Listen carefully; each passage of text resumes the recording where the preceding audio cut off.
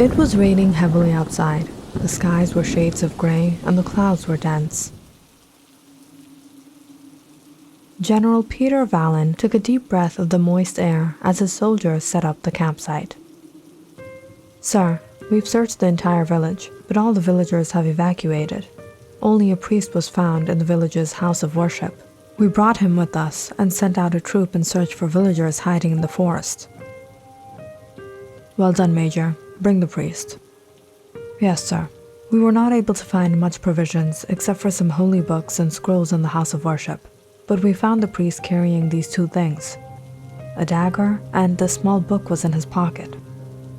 General Vallon took the small book in his hands, surprised by the title, Tales of the Monster Slayer. He smirked as the priest was brought forth. "Untie him." "So you write these kinds of books as well. What is your name?" "Gregory Lindholm." "Are you a priest or a storyteller?" "Priests like you create these superstitions to fool the believers to come to you for salvation. You extort them and take advantage of their ignorance." General Vallon shook his head as he dropped the book onto the table and took the dagger. Where did a priest of a poor house of God get a dagger like this? "Centuries ago, some holy people came here and built this house of worship. They left behind this jewel. It has remained in their memory in the possession of every priest since." I'm not a godless man. I know if I ask you about your people, you won't tell me. Call them back. They are not in danger and they won't be harmed."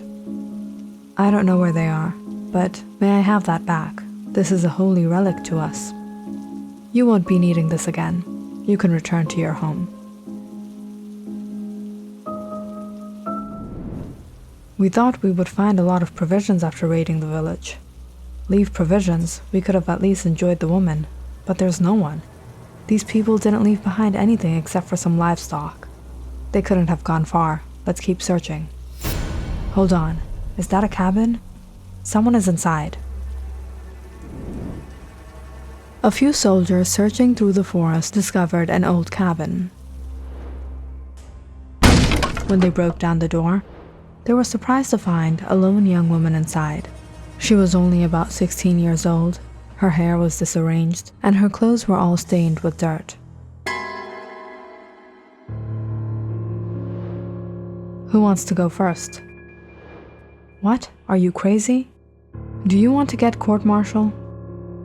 "Why? What's the problem? Are we going to let her go?"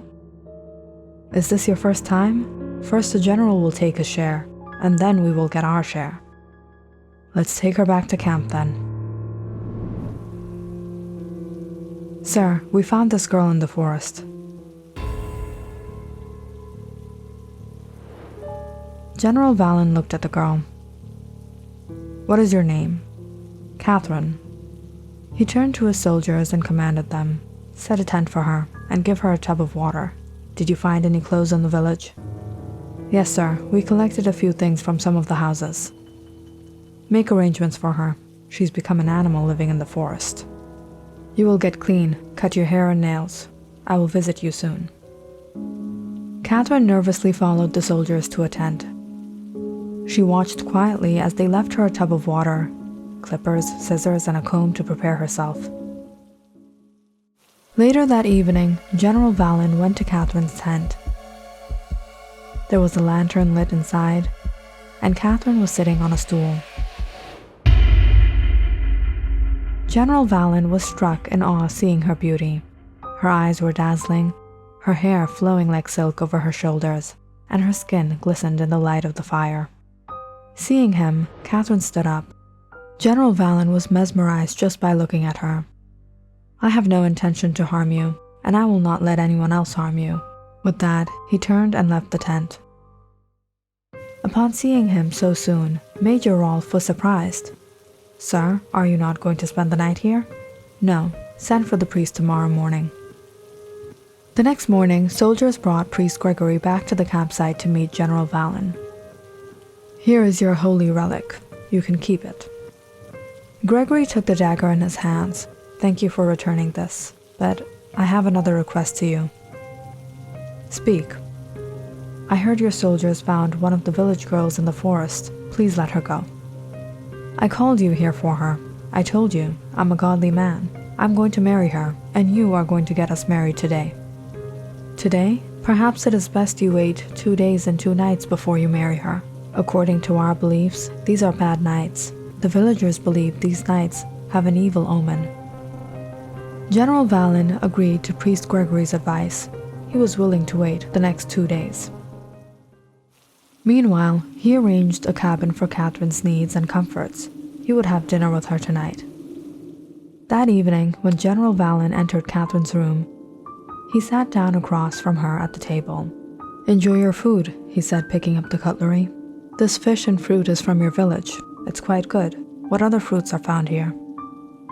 Catherine took a morsel in her mouth and wiped her lips with a handkerchief. General Valen couldn't stop looking at her. In the light of the candle, her lips now looked rosy red. "The forests here have many fruit. You'll find apricots and cherries growing abundant here." "What were you doing in the forest, in that cabin?" "I had gone there to hide." "Do you have any family?" "My mother passed away when I was young."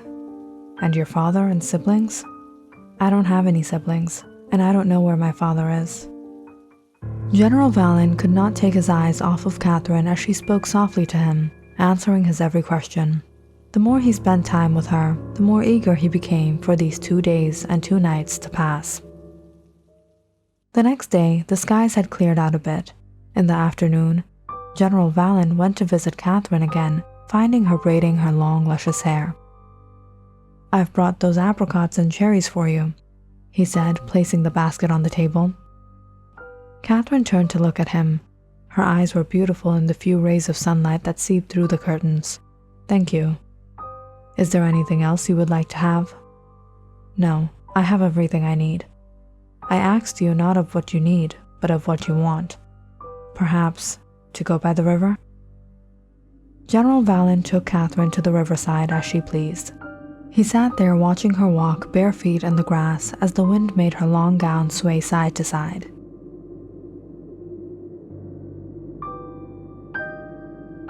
"Don't take what's fallen to the ground. I'll bring down the flowers for you." "That's all right.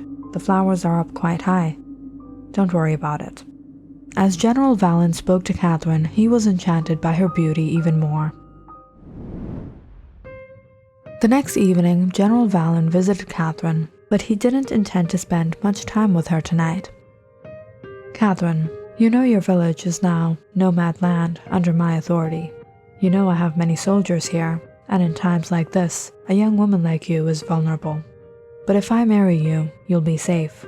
I would offer you a ring for the marriage, but I don't have a ring. I brought this perfume of mine as a bridal gift for you. I've called a priest from your village. He will get us married tomorrow."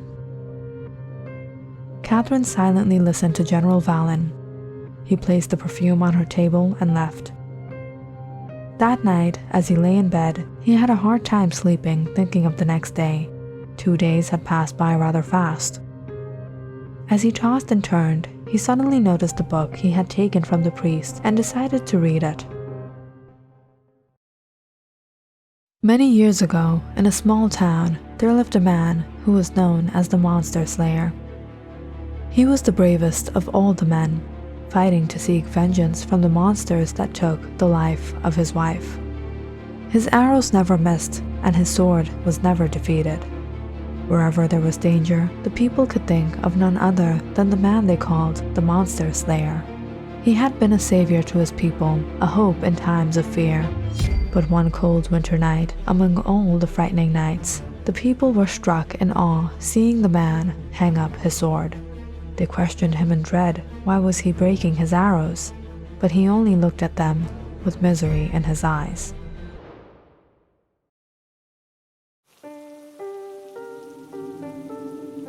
The morning of the 3rd day, General Valen ordered for deer to be hunted.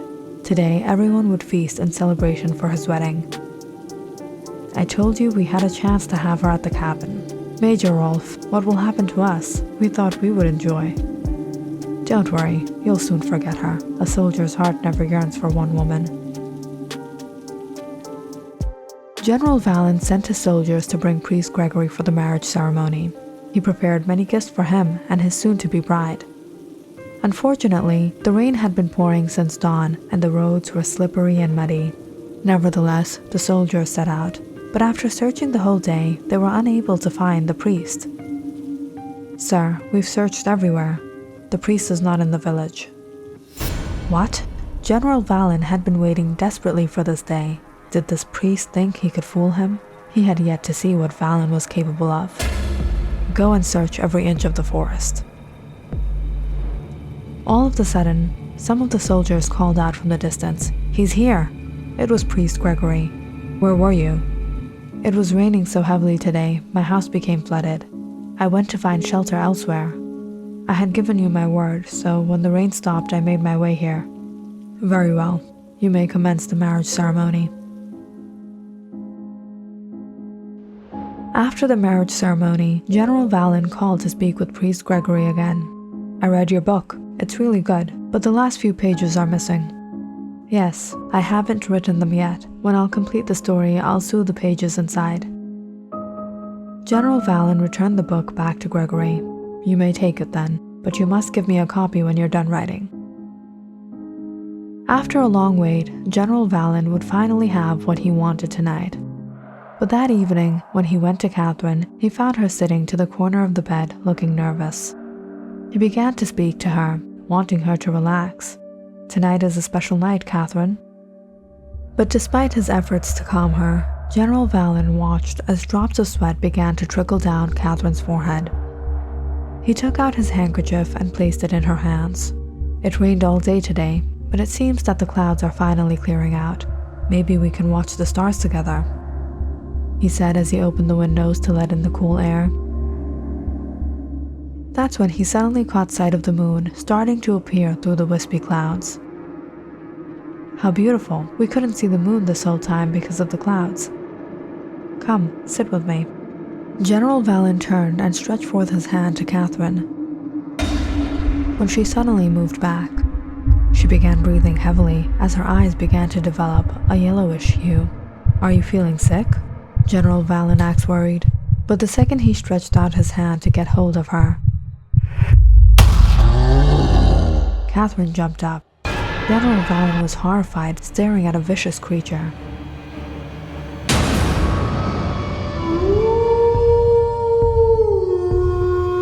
Hearing the screams of General Valen, his soldiers rushed to the cabin. Horrified to see this vicious beast, they began shooting at it, attempting to get to their general, but all efforts were futile as the creature pounced onto them. General Valen crunched in pain, hearing the cries of his soldiers, when suddenly he heard a familiar voice outside. It was Priest Gregory, and in his hands was the dagger. Priest Gregory walked up to Catherine, holding the dagger in front of him. "Calm down. Stop. These are not your meal." Upon seeing the dagger, Catherine suddenly backed away, whimpering as she followed Priest Gregory into the cabin. He walked up to General Valen, now laying in a pool of red. "Didn't you want to know why the man hangs up his sword and breaks his arrows? Perhaps before you die, I'll share with you how the story ends." The monster slayer spent his years traveling far and wide, hunting down the vicious beast who had once taken the life of his beloved, until he came to a town where the people said they knew of a beast who ravaged their farmlands. The monster slayer hunted down many. The one he was searching for was amongst his own. Sneaking through the lands, feasting on the cattle, the monster slayer had him at his mercy. The vicious beast came to bargain. "Don't do this. No one turns into a monster willingly. I have no fault in this." But the monster slayer knew no mercy for the one he called the wicked beast. "Monsters are monsters." The man shouted out, seeing his sword. "I knew you wouldn't spare me, but what will you do to your daughter?" "What about my daughter?" The man cried as he spoke his last words. "You'll come to realize what you've done on the next full moon." And so, the monster slayer waited till the next full moon, filled with dread to discover this monster had infected his daughter. He went to the town's priest, seeking help, who brought out a dagger to subdue the monster. But seeing the misery in her eyes, the man could not take the life of one of his own. From that day, he hung up his sword and broke his arrows and turned to a life of worship as a priest. The villagers respected him, knowing he was a good man. He had always protected them. He arranged his daughter a place to stay in the forest, subduing her with the dagger. And the villagers too assisted him, taking a goat into the forest on the day of the full moon, leaving behind an offering.